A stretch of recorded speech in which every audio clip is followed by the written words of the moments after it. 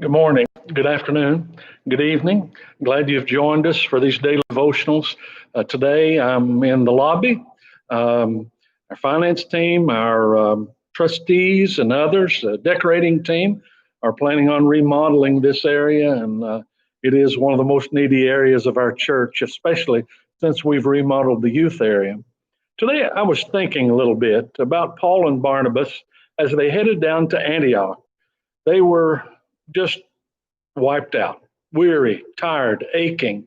They'd had a perilous journey through the mountains, and still they wasted no time in making their way to the synagogue early enough to find a good seat to listen to the reading of God's word. They made their destination by that Sabbath. They said to Paul, would you like to preach? And like most preachers who love God and love his word, the answer is, duh, would I? In fact, I can read Paul's mind. I never thought you'd ask. You see, without hesitation, he delivered the gospel. He started at Genesis and preached all the way through the ministry of Christ completely by memory. He had no notes. He did it extemporaneously, and the response was overwhelming. Luke informs us that the very next Sabbath day, the whole town turned out to hear another message that Paul would deliver. The same was true then is true of today. People are hungry for God's word. Yesterday, we had almost 200 people at church, which is down from our normal, but we, in 4 hours, had over 500 who had viewed the daily broadcast on our Boxcast situation. Over twice as many.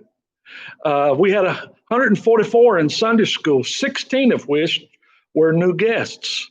You see, when you're hungry in your heart, and you know where great food is going to be served, there's no problem in getting people to show up for that spiritual feast. Finding people who long to be fed the nourishing meat of God's truth is not so much the challenge. But my advice is simple. When you have the unexpected opportunity to share the good news of the gospel, share it.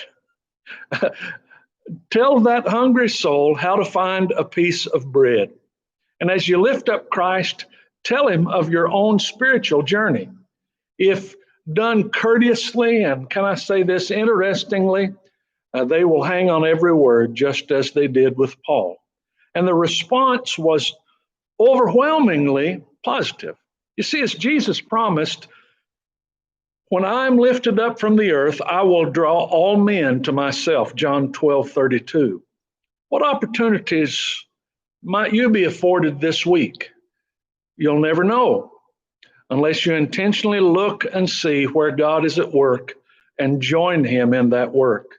Maybe at a doctor's office, maybe online, or in some simple daily routine that if you look for God to give you the opportunity, you might be amazed where you might be able to share. May God bless you today as you look for where God is at work.